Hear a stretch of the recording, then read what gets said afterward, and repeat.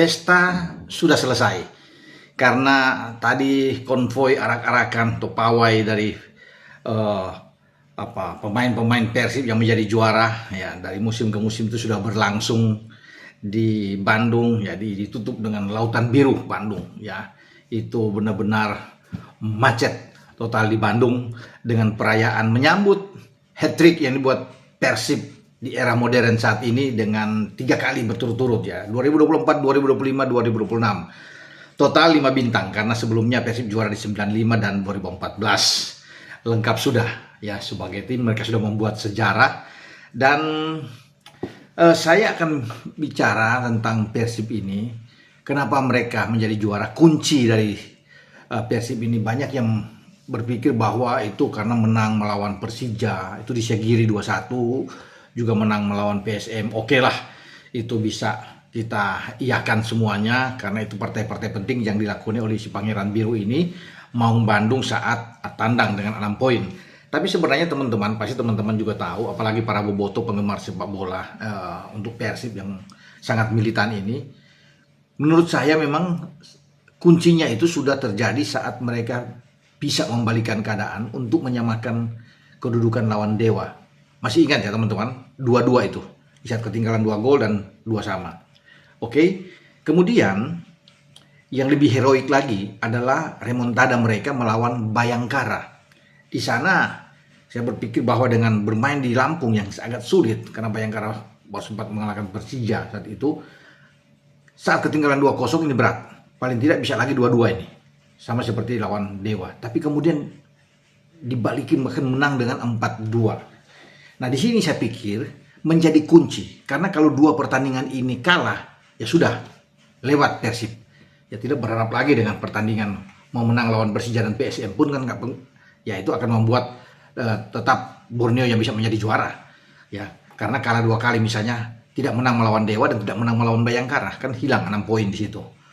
Jadi saya pikir di sini kenapa? Ini kan cuma bagian dari kesinambungan rentetan dari pertandingan-pertandingan tersebut, sampai balik ke kandang lawan PSIM, kemudian Persija, terus melawan PSM ya, dan akhirnya dengan Persijap ya, itu rentetan semua. Tapi kalau tidak di sini ada remontada dan balik, memang sulit, berat. Makanya saya lihat bahwa bukan saja faktor mental yang kuat King Persib ini ya, pemain-pemain itu memang mereka dinonginan punya mental baja ya, Persib ini ya, semangat juang yang tidak kenal menyerah ya untuk mengejar ketinggalan. Itu mental yang kuat ya, motivasi mereka. Tapi ada sesuatu dalam sepak bola ini, faktor keberuntungan jangan dilupakan. Karena saya lihat Dewi Fortunanya itu ada di Persib ya. Kalau tidak ada Dewi Fortuna ini memang agak berat. Jadi mereka menggabungkan sebuah kesatuan dan kelengkapan Dewi Fortuna menaungi. Karena di sini kelihatan kalau memang mau gagal, nggak juara, mereka sudah kelihatan di sini di 2 pertandingan ini, ya, menjadi kunci. Dan ketika sana mereka bisa membalikan dan tidak kalah, ini tidak kalah, 1 draw, hampir kalah dan 1 bisa menang. Nah di sini saya mengambil kesimpulan bahwa Persib akan juara. Bahkan jauh-jauh hari pasti teman-teman juga tahu, saya udah yakin bahwa Persib akan juara. Apalagi ketika mereka bisa mengalahkan Bayangkara, saya bilang 99% juara. Padahal belum bertanding melawan PSM, belum melawan Persija dan belum melawan belum melawan PSM ya. Saya udah bilang pastikan, saya udah yakin juara. Karena ini sudah pasti nih, faktor keberuntungan ini ya, ditunjang dengan mental yang kuat. Kemudian lebih lengkap lagi punya kedalaman skuad yang baik dan juga punya pelatih yang bagus, yang berkualitas seperti Boyan Hodak. Maka ini semua unsur-unsur ini menjadi lengkap ada di Persib ya. Itu yang membuat saya kira mereka tidak terkalahkan pada 2026. Itu luar biasa. Satu-satunya tim yang tidak pernah kalah di 2026 adalah Persib ya. Kita bisa melihat sejak mereka kalah 14 Desember 2025 dari Malut 2-0, mereka tidak kalah ke sini. Nah itu saya bilang. Jadi itu faktor-faktor yang kuat saya bilang ini. Dewi Fortunanya, mentalnya, kedalaman skuadnya, kualitas pemain, kualitas pelatihnya. Itu yang membuat Persib bertahan sampai sejauh ini.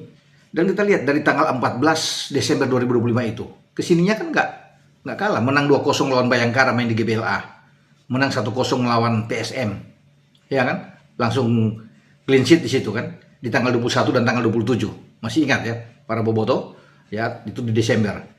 Oke. Kemudian memulai 2026 melawan Persi Kediri draw 1-1.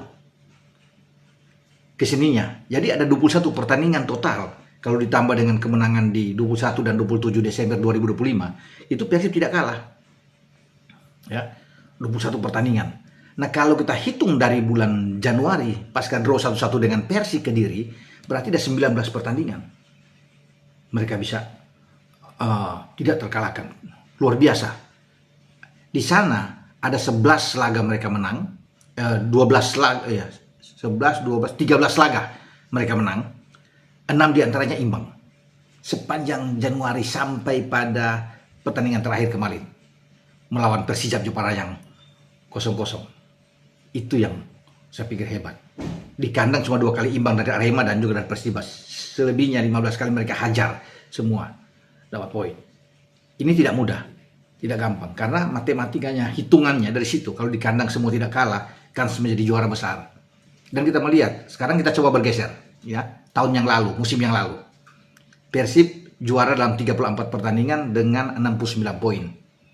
Kalau kita tarik ke sini dengan juaranya, dengan 34 pertandingan yang sama, 79 poin. Berarti mereka ada ketambahan 10 poin daripada musim lalu. Ya, sama-sama main. Kalau musim lalu, mereka bisa menang 19 kali, ada draw 12 kali, dan mereka kalah 3 kali.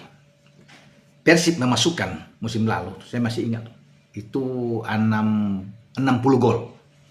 Kemasukan 33, jadi setengahnya kemasukan gol. Kemasukan memang 60 gol. Jadi memang masih mereka ada plus 27 lah di sana. Musim yang lalu. Tapi kalau musim sekarang 34 pertandingan mereka main, itu 24 kali menang. 7 kali imbang dan 3 kali kalah. Karena musim ini kan 3 kali kalah itu dari Persijap mereka kalah, kemudian dari Persita Tangerang dan Malut United. Ya. Jadi sama-sama 3 kali kalah. Mencetak gol mereka pada musim ini, kalau yang lalu 60 gol, sekarang 59 gol. Jadi memang cuma beda tipis.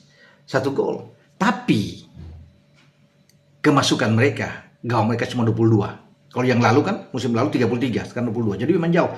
Jadi memang jelas bahwa Boyan Hodak melihat di sini bahwa pertahanan yang harus diberikan kekuatan. Kalau yang lalu memang mungkin sisi penyerangannya, tapi kan kalau cuma selisih gol, tadi saya udah bilang cuma selisih 1. 60 dengan 59 saat ini. Tapi yang menyolok adalah sisi belakang pertahanan. Makanya Teja dengan 18 clean sheet ini luar biasa. Sebagai penjaga gawang. Yang menjadi mengherankan ya, dia tidak dipanggil untuk masuk, paling tidak namanya terdaftar lah untuk masuk di tim nasional. Tapi mungkin bisa saja mungkin di Piala AFF ada perubahan mungkin, kita tidak tahu. Tapi 44 nama yang sudah keluar di list tim nasional tidak ada nama Teja. Ya, memang sangat disayangkan. Tapi oke lah, itu urusan bagi pelatih John Herman yang melihat ke depan. Tapi ini kan kiper di tim yang juara liga.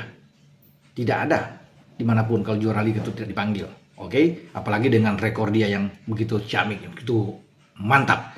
Ya, pertahanan yang digalang oleh Federico Barba, ya Matricardi, Julio Cesar ini sangat bagus. Putros bergantian Eliano Renders, Kakang di belakang ya. Semua kan itu kan mewarnai berjalannya kompetisi. Robi Darwis, Dewa, semua kan tuh yang saling bergantian. Mereka ada Kursawa juga yang datang. Jadi ini yang membuat Persib itu bagus secara dari tim dengan keseimbangan yang ada juga, selain faktor-faktor tadi yang saya sudah bilang yang menjadi kunci bagi Persib pada musim ini adalah bagaimana keseimbangan mereka. Itu juga masuk di dalam satu paket yang lengkap.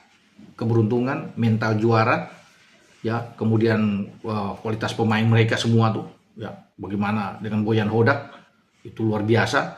Kemudian di antara bench dan starting 11 itu tidak ada perbedaan. Jadi ketika satu pemain ditarik keluar dan masuk satu tuh sama. Itu yang dilakukan oleh manajemen Persib. Sehingga mereka kuat karena mereka berpikir bukan saja tampil di Liga Super kemarin, mereka juga ikut kan di pentas Asia, di Champions, ya. Walaupun kalah dari Ratchaburi, tapi sudah ada peningkatan dibandingkan dengan 2024 saat menjadi juara.